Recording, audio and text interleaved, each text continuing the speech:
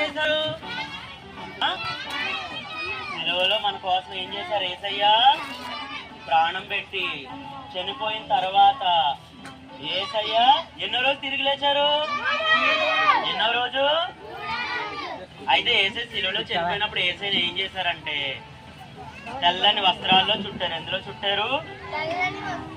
గట్టిగా చెప్పాలి. తెల్లని వస్త్రాల్లో యేసయ్యని చుట్టి యేసయ్యని ఒక సమాధిలో పెట్టారు. ఎవరి సమాధి మీద ఎవరికైనా తెలుసా? పేరు చెప్పండి. ఎవరిది? అరిమత యోసేపు సమాధి. ఎవరి సమాధి? అరిమత యోసేపు గారి సమాధిలో ఎవరిని పెట్టారు? యేసయ్యని పెట్టిన తర్వాత యేసయ్య ఎన్నో రోజు తిరిగి లేచారు? 6వ రోజా? 7వ రోజా? చెప్పండి ఎవరైనా. ట్రీ అంటే చెట్టు కదా. Very good. 3వ రోజు అంటే 3 అంతేనా? అంటే ఇయర్ ఫోన్స్ పెట్టుకున్నాను కదా, నాకు కొంచెం సరిగ్గా వినబడలేదు. అంతే, ఏం కాదు. అయితే 3వ రోజున యేసయ్య సమాధిలో ఉన్నారా లేరా? గట్టిగా చెప్పాలి. ఉన్నారా లేరా?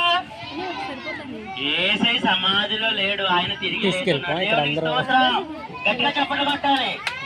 ప్రపంచంలోనే మొట్టమొదటిసారిగా ఎవ్వరి సమాధి ఖాళీ, ఒక యేసయ్య సమాధి మాత్రమే ఖాళీగా ఉంది. ఆయన వస్త్రాలు మాత్రం అక్కడ ఉన్నాయి, కానీ యేసయ్య అక్కడ లేడు. దేవునికి స్తోత్రం.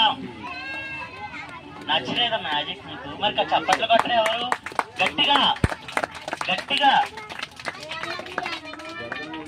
పిలుస్తాను నేను. మీరు అందరూ కూడా ఎప్పుడైతే అడగకుండా ఉంటారో అప్పుడు నేను పిలుస్తాను. ఇప్పుడు పిలుస్తాను.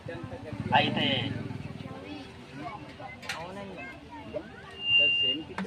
యేసయ్య మన కోసం సిలువలో ప్రాణం పెట్టినప్పుడు అక్కడ